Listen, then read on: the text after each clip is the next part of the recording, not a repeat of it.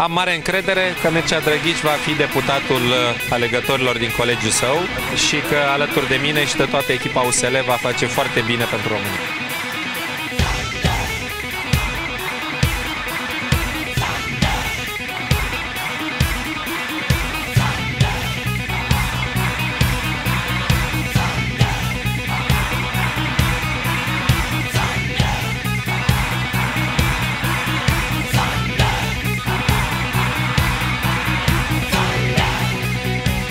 Colegiul numărul 2, Curtea de Argeș, Mircea Drăghici.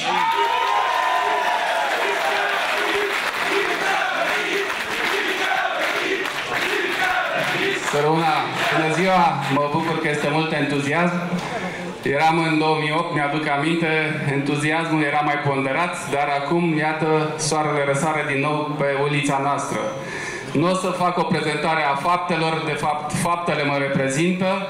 Am să aduc în actualitate doar câteva chestiuni. Poate domnul prim-ministru Victor Ponta le află în felul acesta și vom fi prezenți în decizia de după alegerile din 9 decembrie. Îmi spune că le cunoaște, cu atât mai mult mă bucur.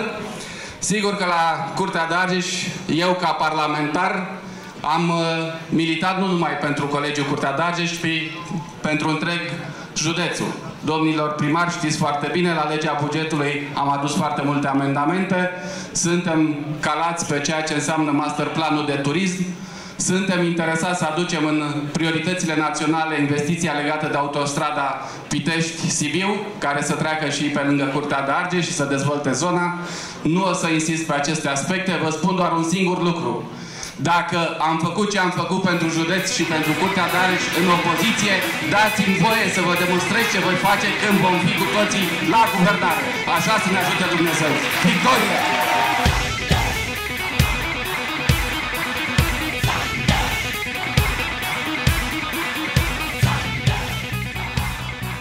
Mircea Drăghici este deputatul tău.